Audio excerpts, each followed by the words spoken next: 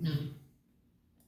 Recording in progress. I'm blocking on the county it was in. There's an adjacent county to Perry County where we were.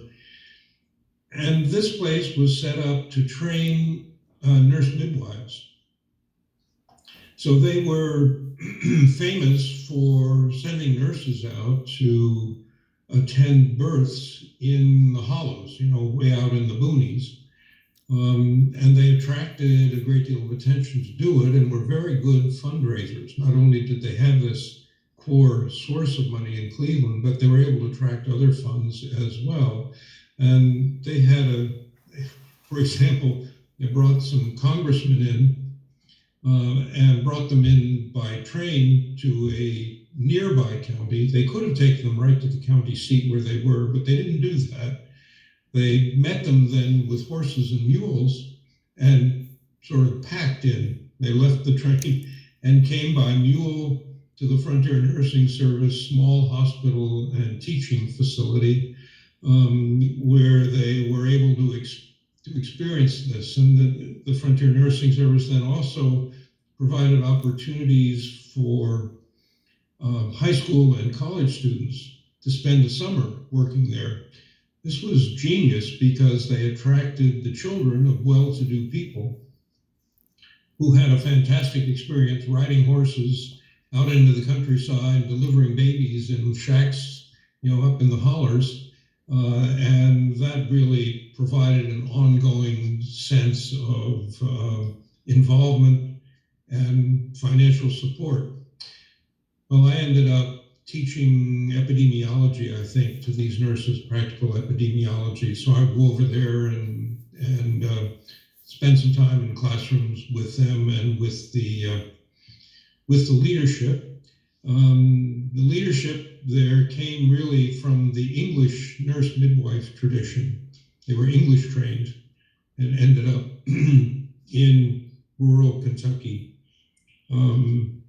And I haven't done it for a while, but probably if we Googled Frontier Nursing Service, we could see what's going on with them at this point.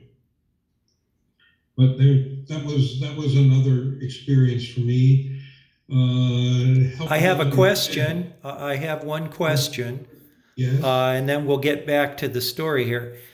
What are the arguments for having one larger health system with 6 entities that used to be independent? Why is that a good thing to do? The major argument was that the quality was uneven among these 6 health departments. Some were very small, very poorly staffed, very low budgets. And the state, I think, had been pushing this concept because they knew that if they could bring these entities into a collaborative mode of some sort, then the potential to attract additional funding, even out the services, improve the services was real. So the basic idea was, let's improve public health services in the region by doing a better job of coordinating and attracting resources that are necessary in order to make that a reality. Was that a paradigm that you thought up, or were other people doing that around the country? No, that was not a paradigm I thought up. Other people were doing it. The state had supported the development of district health departments in other parts of Kentucky.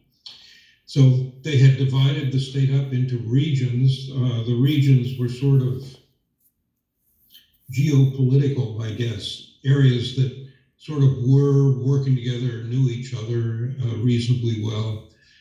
And it meant, from the state's perspective, if you do that, you can attract better trained people to the area, and you can focus more intellectual and financial resources on solving public health problems.